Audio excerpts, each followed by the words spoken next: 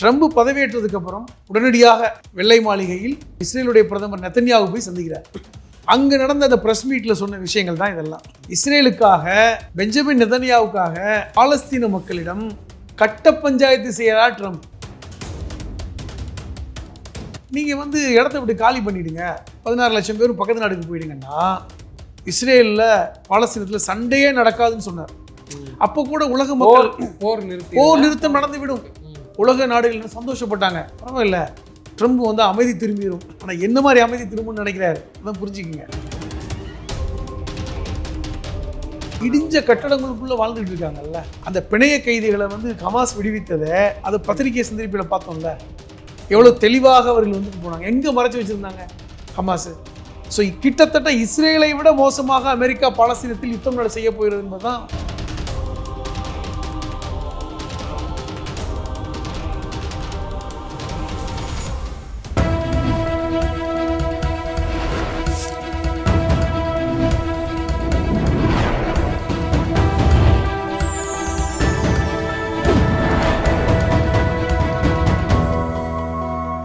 Channel 5 Tamil நேயர்களுக்கு வணக்கம். இன்றைய நேர்காணலில் நம்மோடு பேச இருப்பது எழுத்தாளரும் மூத்த பத்திரிகையாளருமான புதுமடம் ஹலீம் அவர்கள். சார் வணக்கம். சார் வணக்கம். சார், ட்ரம்ப் சொன்ன அந்த அதிரடியான ஒரு வார்த்தை, காசாவை நாங்கள் கைப்பற்றணும், எங்களுக்கு அது வேணும், நீங்கள் அந்த இடத்த உங்களுக்கு வேற ஒரு இடம் உங்களுக்கு தந்துடுறோம், நீங்கள் அங்கே போயிருங்கன்னு சொல்கிறாரு. இது எப்படி பார்க்குறது? ஏன்னா அந்த மண்ணுக்கானவங்க, அந்த போர் நடந்ததே அவங்களுக்காண்டியான ஒரு போராக தான் பார்க்கப்பட்டுச்சு. நம்ம தொடர்ந்து பார்க்குறோம். இஸ்ரேல் பிரதமர் பெஞ்சமின் நேத்தன்யாகுவும் போய் சந்திச்சிருக்காரு, பதவியேற்று அவர் தான் சந்திச்சிருக்காரு. 2 பேருமே பத்திரிகையாளர் சந்திச்சு பேசியிருக்கிறாங்க. இதன் முழு பின்னணி என்ன சார்? நீங்க கேட்டீங்கல்ல, நீங்க இடத்த காலி பண்ணிடுங்க, நான் உங்களுக்கு வேற இடத்துல தர்றோம் அப்படின்பது. இப்போ நீங்க வீட்டில் குடியிருக்கிறீங்க, உங்க வீடு இடிஞ்சு போச்சுங்க, நான் இடிச்சிட்டேன், நீங்க வேற இடத்த காலி பண்ணி போயிடுங்க, இந்த இடத்த கொடுத்துருங்க அப்படின்னு சொல்வதுக்கு சமந்தான். ஸோ நம்ம வீட்டை நம்மளே இடிச்சிட்டு நீங்கள் காலி பண்ணிடுங்கன்னு ஒருத்தர் சொன்னால் இது எந்த நியாயத்தில் சேர்ப்பது என்பதோ அப்படி தான் அந்த நியாயத்தில் தான் சேர்க்கணும். அதாவது அமெரிக்க ஜனாதிபதியாக பதவியேற்றதுக்கப்புறம் அவரை சந்தித்த முதல் வெளிநாட்டு தலைவரே ஒரு இஸ்ரேலிய பிரதமர் தான். பொதுவாக அது வாய்ப்பே இல்லை. எப்பொழுதுமே இஸ்ரேலிய பிரதமர் என்பவர் சந்திப்பாங்க அமெரிக்க ஜனாதிபதியை. ஆனால் அது ஒரு காலம் எடுத்து சந்திப்பாங்க, அல்லது பல தலைவர்கள் சந்திப்புக்கு அப்புறம் அந்த சந்திப்பு நிகழ்வு நடக்கும். ஆனால் ட்ரம்ப் பதவியேற்றதுக்கு அப்புறம் உடனடியாக வெள்ளை மாளிகையில் இஸ்ரேலுடைய பிரதமர் நெத்தன்யாகு போய் சந்திக்கிறார். இந்த சந்திப்பு நிகழ்வு அங்கு நடந்த அந்த பிரஸ் மீட்ல சொன்ன விஷயங்கள் தான் இதெல்லாம். என்ன சொல்றாரு? காசா ரொம்ப அழிஞ்சு போச்சு, கட்டடங்கள்லாம் இடிஞ்சு போச்சு. யார் இடிச்சது, யார் குண்டு போட்டது, நடந்து போச்சு. அங்கே எவ்வளோ குண்டு இருக்குன்னு தெரியாது, அங்கே இருக்கிற மக்களுக்கு பாதுகாப்பு இல்லை, அங்கே ஒரு 16 லட்சம் பேர் இருக்காங்க, அவர்களுக்கெல்லாம் பக்கத்து நாடான கத்தார்லேயும் எகிப்துலேயும் அடைக்கலம் கொடுக்க ஏற்பாடு பண்ணிடுவோம். அவங்கெல்லாம் போயிட்டாங்கன்னா அந்த இடத்தை சரி பண்ணுவோம், அதை சரி பண்ணி குண்டுலாம் இருக்கான்னு பார்த்துட்டு கட்டடங்களை அகற்றி அந்த நகரத்தை புதுப்பிச்சு பார்த்துக்குவோம், நாங்கள் சரி பண்ணுறோம், அவ்வளோதான். சரி பண்ணி அவங்கள திருப்பி நாங்கள் குடியமர்த்த போகிறோம்னா சொல்கிறாரு, நாங்கள் சரி பண்ணிக்கிறோம்.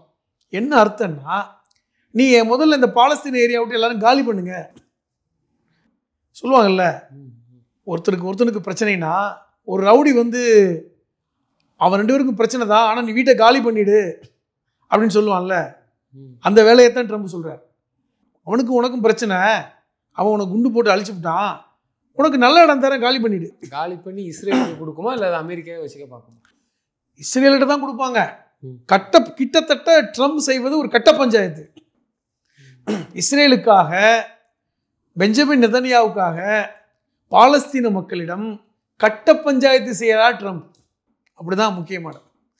எவ்வளோ பெரிய ஒரு அநீதியான அநாகரிகமான ஒரு செயல். நம்ம ஒரு தேர்தலில் வெற்றி பெறுவதற்கு முன்பாக நடந்த தேர்தல் பிரச்சாரத்தில், நான் ஆட்சிக்கு வந்தால் இஸ்ரேலில் பாலஸ்தீனத்தில் சண்டையே நடக்காதுன்னு சொன்னார். அப்போ கூட உலக மக்கள் போர் நிறுத்தம் நடந்துவிடும், உலக நாடுகள் சந்தோஷப்பட்டாங்க. பரவாயில்ல, ட்ரம்ப் அமைதி திரும்பிடும். ஆனால் என்ன மாதிரி அமைதி திரும்பும்னு நினைக்கிறாரு, அதான் புரிஞ்சுக்கிங்க. அமைதி திரும்பிடும். அதன் அடிப்படையில் ஒரு இஸ்ரேலுக்கும் ஹமாஸுக்கும் ஒரு ஒப்பந்தம் கூட ஏற்பட்டிருக்கு. ஏற்பட்டு ஹமாஸ் பிடித்து வைத்திருந்த அந்த பணைய கைதிகளை விடுவிக்கணும். ஒரு பணைய கைதிக்கு பகரமாக 30 இஸ்ரேலில் அடைக்கப்பட்டிருக்கின்ற பாலஸ்தீனிய கைதிகள் விடுவிக்கப்படுவார்கள் என்கிற ஒப்பந்தம். ஏனென்றால் இஸ்ரேலுடைய சிறைச்சாலைகளில் ஆயிரக்கணக்கான பாலஸ்தீனியர்கள் சிறையில் இருக்காங்க. பல்லாண்டுகளாக 10 வருடம் 20 வருடம்லாம் இருக்காங்க. அவர்கள் நாங்கள் விடுவிக்கிறோம். இந்த டீல் வந்து ஹமாஸுக்கு பிடித்தமான டீல் தான். ஏன்னா ஒரு பிணை கைதி விட்டால் 30 பேர் வர்றானே. அதன் அடிப்படையில் கிட்டத்தட்ட இப்போ கொஞ்சம் கொஞ்சமாக விடுவிச்சிட்டு இருக்காங்க. இவங்களும் விடுவிச்சிட்டு இருக்காங்க. அதெல்லாம் சரிதான். அது ஒரு வகையில் ஒரு மனிதாபிமானம். 2 நாடுகளுக்கான இது. ஆனால் ட்ரம்ப் சொன்னது தான் முக்கியமானது. என்னென்னா, நீங்கள் வந்து இடத்த விட்டு காலி பண்ணிவிடுங்க, 16 லட்சம் பேரும் பக்கத்து நாடுக்கு போயிடுங்கன்னா, பாலஸ்தீனம் என்பது ஒரு இறையாண்மை மிக்க நாடா இல்லையா? அவன் ஒரு நாடு தானேங்க. அவர்களுக்கென்று ஒரு பிரதமர் இருக்கிறாரு, அவர்களுக்கென்று ஒரு ஆட்சி இருக்கிறது, அவர்களுடைய பிரதிநிதிகள் ஐக்கிய நாடுகள் சபையில் இருக்காங்க. இந்த ஹமாஸ் என்பது தீவிரவாத குழுவா? அவர்கள் தான் ஆட்சியே பண்றாங்க அந்த நாட்டை. அவர்களுக்கும் பிரச்சனை. எதற்காக 2 பேருக்கு சண்டை நடக்குது? எனக்கு பாலஸ்தீனத்தை வந்து முழுமையாக கொடுத்து விட்டுருங்க, நாங்கள் எங்கள் நாட்டை பார்த்துக்கிறோம், நீங்கள் தலையிட வேணாம் அப்படின்னு கேட்பது என்பது தீவிரவாதமா? அப்படி என்னுடைய மக்களை நாங்கள் பார்த்துக்கிறோம், நீ எனக்கு தொந்தரவு பண்ணாத, என் குண்டு போடாத, நானும் சண்டை போடலை, நான் உங்கள் நாட்டை அங்கீகரிப்பது போல் என் நாட்டையும் அங்கீகரித்து எங்களுக்கு இது பண்ணிடு அப்படி என்று சொல்வது தவறா? அதுக்கு தானே போராடிட்டு இருக்காங்க. நியாயமாக யோசிச்சு பாரு. அவன் ஊரை காப்பாற்றுறதுக்கு, அவன் நாட்டை காப்பாற்றுறதுக்கு அவன் போராடிட்டு இருக்கான். ஆனால் அமெரிக்கா எப்படி வர்றான் பிரச்சனை பண்ணுறதுக்கு அல்லது பஞ்சாயம் பண்ணுறதுக்கு? நீ வந்து இடிஞ்ச கட்டிடத்துக்குள்ள ஏன் இருக்க போகிற, எல்லாமே உடஞ்சி போச்சு அப்படின்னு சொல்லி இடத்த காலி பண்ணுன்னு சொல்கிறான். இப்போது ஆரம்பத்திலே நமக்கு தெரியும், ட்ரம்ப் என்பவர் அவர் ப்ரோ ஜியோனிஸ்டாகத்தான் எப்பொழுதுமே இருந்திருக்கிறார். இப்போ இஸ்ரேல் பாலஸ்தீனம் 1948 2 நாடாக பிளவுபட்டது. சொல்லப்போனால் பாலஸ்தீனமிருந்து தான் இஸ்ரேல் பிரிஞ்சது. ஒட்டுமொத்தமாக பாலஸ்தீன நாடு தான். சரி, பிரித்து ஆகிவிட்டது. 2 நாடுகளை ஏற்றுக்கொண்டார்கள்.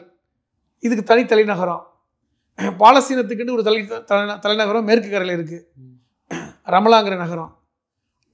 அந்த மேற்கு கரையும் காசாவும் தான் பாலஸ்தீனம், மற்ற பகுதிகள் இஸ்ரேலு. ஜெருசலம் பொதுவான நகரமாக இருக்குது. காரணம், ஜெருசலம் ஒரு வரலாற்று சிறப்புமிக்க நகரம் மட்டுமல்ல, அது ஒரு மத ரீதியான 2 நாடுகளுக்கும் பொதுவான நகரம், 3 மதத்துக்குமே முக்கியமான நகரம், கிறிஸ்துவர்களுக்கும் யூதர்களுக்கும் இஸ்லாமியர்களுக்கும் பொதுவான நகரம். அதன் அடிப்படையில் தானே பிரிவு நடந்துச்சு. அப்போ 67 யுத்தம் நடந்துச்சு. சரி, அந்த யுத்தமும் 7 நாளில் முடிஞ்சு போச்சு. அப்பொழுது போய் நீங்கள் மேற்கு கரையை பிடிச்சிக்கிட்டீங்க, கொஞ்சம் கொஞ்சம் ஏரியாவை பிடிச்சிக்கிட்டீங்க, சரிதான். யுத்தம் முடிந்து இத்தனை வருடங்கள் ஆகிவிட்டது, கிட்டத்தட்ட 55 வருடங்களுக்கு மேலே ஆயிடுச்சு. இப்பொழுது என்ன தீர்வு? இப்போ யுத்தம் நடந்தது தவறு தான். சரி, பழையபடி ஒரு சமாதான உடன்படிக்கையை ஏற்படுத்தி 2 நாடுகளும் பிரிஞ்சிருக்கலாம். ஆனால் என்ன இஸ்ரேல் முடிவெடுத்தாங்க? பாலஸ்தீனம் எங்களுடைய பகுதி, எங்களுடைய நாட்டின் ஒரு பகுதின்னு முடிவெடுத்தீங்கல்ல, அதான பிரச்சனை. அதுதானே இன்னைக்கு யுத்தம் தொடர்ச்சியாக நடந்து கொண்டிருக்கிறது. இந்த இடத்துல தான் ட்ரம்ப் இப்படி சொன்னார். சொல்றீங்கல்ல, ட்ரம்ப் என்ன சொன்னாரு? நான் வந்தா பீஸ், நான் வந்து அது அமைதியாகிவிடும், நான் வந்து யுத்தமே நடக்காது. அதே ட்ரம்ப் தான் 2017 வந்து இப்போ ஜனாதிபதியாக இருந்த பொழுது இஸ்ரேலுக்கு பயணம் போனார். அப்பொழுது முதல் முறையாக அமெரிக்க ஜனாதிபதியாக இருந்த பொழுது இஸ்ரேலுக்கு பயணம் போய் அங்கே பத்திரிகையாளரிடம் சொன்ன செய்தி என்ன தெரியுமா? நான் மீண்டும் ஆட்சிக்கு வந்தால் ஜெருசலத்தை முழுமையாக இஸ்ரேலுக்கு வாங்கி கொடுத்துருவேன் அவர் சொன்னார்ல. அது மட்டுமல்ல, மேற்கு கரைங்கிற ஒரு வெஸ்ட் பேங்க் சொல்லுவாங்க. இந்த மேற்கு கரை என்பது அது ஒரு ஜெரிகோ போன்ற நகரங்களை உள்ளடக்கிய பகுதி. காசா என்பது தனி, வடக்கு காசா தெற்கு காசா, அது எகிப்தை ஒட்டி இருக்கிறது. அந்த மேற்கு கரையை அந்த ட்ரம்ப் காலத்தில் தான் இஸ்ரேலர்களை போய் குடியமர்த்துவதற்கு அமெரிக்கா அனுமதி கொடுத்தது. அது ஒன்று. இரண்டாவது முக்கியமானது, ட்ரம்புடைய மருமகன் குஷ்னர், அவர் வந்து இஸ்ரேல் நாட்டை சார்ந்தவர். அவர் இஸ்ரேலுடைய ஆரம்ப பூர்வீகம், அவங்க தந்தையார், அதாவது குஷ்னருடைய பெற்றோர்கள் இஸ்ரேலை சார்ந்தவர்கள். அவர் நிறுவனம் தான் மேற்கு கரையில் இஸ்ரேல் நாட்டுக்காக வேலை பார்த்துட்டு இருக்காங்க, கட்டடங்களை கட்டுறாங்க. இன்னைக்கு மேற்கு கரை முழுவதும் பாலஸ்தீனுடைய கண்ட்ரோலில் கிடையாது, ஹமாஸுடைய கண்ட்ரோலில் கிடையாது. அது முழுவதுமாக இஸ்ரேலுடைய ஆக்கிரமிப்பில் தான் இருக்குது. அதை நான் மீண்டும் ஆட்சிக்கு வந்தால் மேற்கு கரையை இஸ்ரேலோட சேர்த்து விடுவேன்னு சொன்னவர் தான் ட்ரம்ப். அப்போ இது எவ்வளோ பெரிய ஒரு அநீதி. இன்னைக்கு அவர் என்ன சொல்றாரு, மேற்கு கரை முடிஞ்சு போச்சு, காசாவை முடிச்சுட்டா ஒட்டுமொத்த பிரச்சனை தீந்துடும். ஏன்னா மேற்கு கரையில் இன்னைக்கு வந்து பெரும்பாலான இருப்பவர்கள் இஸ்ரேல் குடிமக்கள் போயிட்டாங்க. காசாவில் தான் ஒரு குறுகிய பகுதி, அது என்ன ஒன்றும் 20-30 கிலோமீட்டர் சுற்றளவு தான் இருக்கிற பகுதி தான். ஒரு நீளம் 20 கிலோமீட்டர் இருக்கும், அகலம் ஒரு 30-40 கிலோமீட்டர் இருக்கும். அந்த பகுதியில் 16 லட்சம் பேருக்கு மேலே இருக்கான். இங்கே இருந்து செத்து போயிடாத, இவர்கள்லாம் நீ வந்து கத்தாருக்கும் எகிப்துக்கும் போகுன்னு சொன்னது யாரு? நீ யார் முதல்ல? ஒரு அமெரிக்க ஜனாதிபதியாக இருந்து கொண்டு பாலஸ்தீன மக்களை நாட்டை விட்டு காலி பண்ணி சொல்வது என்பது இது என்ன வகையில் நியாயம்? நீ பேசுறிய இல்லீகல் இமிகிரண்ட்டை பற்றி, இது இல்லீகல் ஸ்டேட்மெண்ட் இல்லையா? அப்போ அமெரிக்க ஜனாதிபதி கொடுக்கின்ற இல்லீகல் ஸ்டேட்மெண்ட் இல்லையா? நாங்கள் காசாவை கைப்பற்றுவோம், இந்த வார்த்தையை பயன்படுத்தியிருக்காரு. இல்ல இது அந்த மக்கள் ஏத்துக்கிட்டு செய்வாங்கன்னு நினைக்கிறேன். எப்படிங்க செய்வாங்க? ஏற்கனவே நாட்டுக்காக செத்து மடிந்து கொண்டிருக்கிறார்கள். எவ்வளவோ பார்த்துட்டாங்க, தேசத்துக்காக செத்துக்கிட்டு இருக்காங்க. எங்க அவங்க மண்ணை எப்படிங்க விட்டு கொடுப்பாங்க? இடிஞ்ச கட்டடங்கள், இந்த 1000-2000 இடிஞ்ச கட்டடங்களுக்குள்ள வாழ்ந்துட்டு இருக்காங்கல்ல, வாழ்ந்துட்டு தானே இருக்காங்க. அந்த பிணைய கைதிகளை வந்து ஹமாஸ் விடுவித்ததை அதை பத்திரிகை சந்திப்பில் பார்த்தோம்ல, எவ்வளவு தெளிவாக அவர்கள் வந்துட்டு போனாங்க. எங்க மறைச்சு வச்சிருந்தாங்க ஹமாஸ்? அந்த இடிந்த கட்டடங்களுக்கு கீழே எங்கேயோ ஒரு நிலவரையில் வச்சிருந்தாங்கல்ல. அப்ப அந்த மக்கள் எங்கிருந்து திடீர்னு புற்றீசல்கள் போல் வர்றாங்க? அந்த பணைய கைதிகள் ஒரு 33 பேரை வெளியே 8 பேரா 4 பேரா விடுறாங்க. திடீர்னு பார்த்தா பேனரை கொண்டு வந்து கட்டுறாங்க, பத்திரிகையாளர் நிப்பாட்டுறாங்க. அப்படி ஃப்ரெஷ்ஷாக வந்து அந்த பணைய கைதிகள் வெளியே வர்றாங்க. அதுவரை எங்க இருந்தாங்க? இஸ்ரேலுக்கு பக்கத்தில் இருக்க அந்த அந்த காசால இஸ்ரேலால் கண்டுபிடிக்க முடியலையே, உங்க உளவுத்துறை கண்டுபிடிக்க முடியலையே. எங்க இருந்தாங்க? சின்ன பகுதி தானே. இப்ப இந்த அளவுக்கு தான் உங்களுடைய திறமை இருக்கிறது, அதை அவர்கள் வச்சிருந்தாங்கல்ல. இப்போ அந்த அளவுக்கு அவங்க போராடுறாங்கல்ல, அந்த அளவுக்கு அவங்க செயல்பட்டு இருக்காங்கல்ல, அவங்க விட்டுட்டு போயிடுவாங்களா? இது என்ன நியாயம்? நாட்டை விட்டுட்டு போக சொல்லுவது, நீ காலி பண்ணி போக சொல்லுவது, இது வந்து கிட்டத்தட்ட ஒரு கட்ட பஞ்சாயத்துக்காரன் செய்கிற வேலை. ஏன்னால் பதவியேற்பதற்கு முன்பாக அவர் அமெரிக்க ஜனாதிபதியாக தேர்வானதுக்கப்புறம் ஒரு மாத காலம் இருந்ததுல, அவர் சொன்ன ஸ்டேட்மெண்ட் என்ன? நான் ஜனாதிபதி பதவியாக இருக்கும்போது அங்கே சண்டையாக இருக்கக்கூடாது. அதை வைத்து தான் அங்கே வேலைகள் நடந்தன. அவங்களுக்குள்ள ஒப்பந்தங்கள் போட்டுச்சு. கத்தார் அரசாங்கம், எகிப்து அரசாங்கம் போய் நின்று சமாதானப்படுத்தினாங்க. குறைந்தபட்சம் இனிமேலாவது உயிர்கள் இழக்க வேண்டான்னு. ஆனால் எதுக்கு அப்படி சொன்னார்? அடுத்தடுத்த கட்டத்தை நோக்கி அமெரிக்கா எப்படி நகர்கிறது? ஸோ கிட்டத்தட்ட இஸ்ரேலை விட மோசமாக அமெரிக்கா பாலஸ்தீனத்தில் யுத்தம் செய்ய போகிறது என்பதுதான் செய்தி. இன்னமும் யுத்தம் வரும், மோசமான யுத்தம் வரும். நேரடியாக அமெரிக்கா வந்து அங்கே குண்டுகளை போட தயாரா இருக்கும். அந்த மக்களை தாங்கிறதுக்கு அவங்க பதில் தாக்குதல் பண்ணாத, அதுக்கும் கடினம் தான், உயிரிழப்பு அதிகம் ஏற்படும். அதனால தான் வந்து ஐக்கிய நாடுகள் சபையோட உறுப்பினர் பதவி கூட வேணான்றாரு. எவன் என்ற கேள்வி கேட்கக்கூடாதுன்றாரு. அந்த மனித உரிமை அந்த அந்த கவுன்சில் இருந்து நான் விலகிறேன்றாரு. ஏன் சொல்றாரு? மற்ற நாடுகளுக்கு நான் இப்போ ரஷ்யாவுக்கு உக்ரைனுக்கு சண்டை, அதுக்கு அமெரிக்கா வந்து பண உதவி செய்வது வேஸ்ட்டு, அது வீண் செலவுன்னார்ல. இப்போ இது என்ன வீண் செலவா என்ன? இப்போ ரஷ்யாவுக்கும் உக்ரைனுக்கு ஒரு நியாயம், இங்கே இஸ்ரேலுக்கும் பாலஸ்தீனத்துக்கு ஒரு நியாயமா? அங்கே வீண் செலவுன்னாரு. காரணம் ஏன் வீண் செலவு யுத்தம் சொல்றாரு? ரஷ்யாவோட நெருக்கம் காட்டுகிறார் ட்ரம்ப். இது வரைக்கும் எந்த அமெரிக்க ஜனாதிபதியும் ரஷ்யாவோட நெருக்கம் காட்டுறது இல்லை. வியாபாரிங்க அங்கே வந்து கட்டடங்களை கட்டுவது, முழுமையாக கட்டுவது ட்ரம்புடைய மருமகனுடைய நிறுவனம். மேற்கு கரையிலும் காசாவிலும் மிகப்பெரிய அளவில் ப்ராஜெக்ட் எடுத்து அதை மருமகனுக்கு அந்த கான்ட்ராக்டை வாங்கி கொடுக்க பார்க்குறாரு. அப்படிப்பட்ட வியாபாரத்தனத்தை செய்கிறாரு. அதில் ஈவு இறக்கம் எதுவும் இல்லை. எவன் செத்தாலாம் பிரச்சனை இல்லை. அந்த வீடை கட்டி நாங்கள் புதுப்பிக்கிறோன்னு சொல்கிறாங்களா, அதை கட்டி அப்படியே பாலஸ்தீனத்துக்கு தான் கொடுப்பாங்களா? இல்லை ஏன் அது வரைக்கும் இஸ்ரேலுக்குள்ளே இருக்க சொல்லுங்க எல்லாரையும்? ஏன் எகிப்துக்கும் கத்தாருக்கும் போகணும்? 16 லட்சம் பேர் இருக்கான். அந்த நாடு ஏற்றுப்பாங்களா? அவங்க சொல்லிட்டாங்களே, எகிப்து சொல்லிவிட்டது, எங்களுடைய பாதுகாப்பு எங்களுக்கு பிரச்சனை வராதா? எங்க 16 லட்சம் பேர்ல வந்து ஒரு 3-4 லட்சம் பேர் ஹமாஸா இருக்க மாட்டானா? அவன் போய் எகிப்துக்குள்ள பிரச்சனை பண்ணவா? நான் என்ன கேட்குறேன், ஏன் அந்த 16 லட்சத்துக்கு இஸ்ரேலுக்குள்ளே இடம் கொடுங்களேன். அது வரைக்கும் உனக்கு உள்ளே இருக்கட்டும், புதுப்பிக்கிற வரைக்கும் நீங்களே அவனுக்கு சோறு போடுங்களேன். செய்யணும்ல. 16 லட்சம் பேர் இஸ்ரேலுக்குள்ள உள்ள விடுங்க அப்படிங்கிற ஒரு ஸ்டேட்மெண்ட் அமெரிக்கா கொடுத்து, நீங்க எல்லாம் நல்ல வீட்டில் போயிருங்கப்பா, ஒரு 5 கிலோமீட்டர் போயிட்டீங்கன்னா இஸ்ரேல் தான், உள்ளுக்குள்ள போங்க, அவர்களுக்கு நெத்தனியாக அரசே வீடுகளை கொடுக்கும், இப்போதைக்கு தற்காலிகமாக தங்கிக் கொள்ளுங்கள், வீடு கட்டி முடிச்ச அப்புறம் வாங்கன்னு சொல்ல வேண்டியதானே? நீங்கள் ஏன் கத்தாருக்கும் எகிப்துக்குள்ளே போயிடுங்க, அங்கே குடிமக்களாக மாறிடுங்கன்னு சொல்கிறீங்க? அவர்களை நீர்த்து போகின்ற வேலை, ஹமாஸை நீர்த்து போக வைக்கின்ற வேலை, பாலஸ்தீன மக்களை அப்படி ஒடுக்கி அப்படி இன்னொரு நாட்டோடு சேர்த்து விட்டு விடலாம். அப்போ நிலப்பரப்பு சேர்ந்து விடும். அவர்களுக்கு தேவை நிலப்பரப்புங்க. ஹமாஸை ஒழித்து கட்டுவது ஒரு பக்கம் இருந்தாலும் காசாவும் மேற்கு கரை முழுமையாக தேவைப்படும்.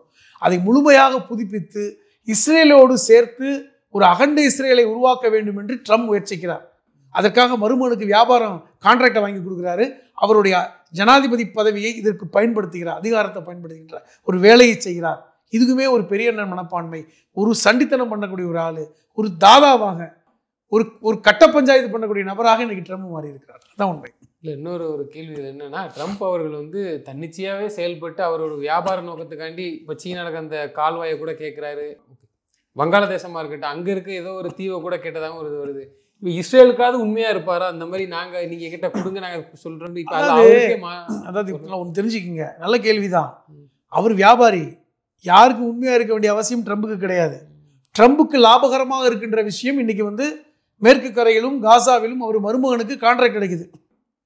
அங்கே இருக்கின்ற எல்லா குடியிருப்புகளும் எத்தனை $1 பில்லியன், எவ்வளவு, அது ஃபுல்லாக மருமகனுக்கு போகும்.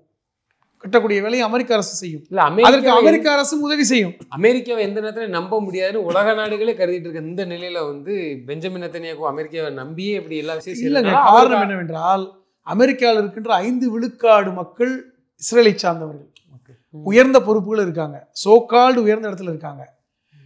அமெரிக்காவுடைய யூதர்கள் அமெரிக்காவையே நிர்வாகம் செய்யக்கூடிய இடத்துல இருக்காங்க. அதனால இஸ்ரேலுக்கு என்றைக்குமே அமெரிக்காவால் கெடுதல் செய்யவே முடியாது, குறைந்தபட்சம் கெடுதல் செய்ய முடியாது. ஆனால் ட்ரம்ப் செய்வது அநீதி. அமெரிக்கா என்றைக்கும் இஸ்ரேலுக்கு தான் உதவி செய்யும். அது பராக் ஒபாமா காலத்தில் கூட நெதன்யாவுக்கும் பராக் ஒபாமாவுக்கும் பிரச்சனை வரும்போது கூட அமெரிக்கா உதவி செஞ்சது, அதில் மாற்றுக்கிறது இல்லை.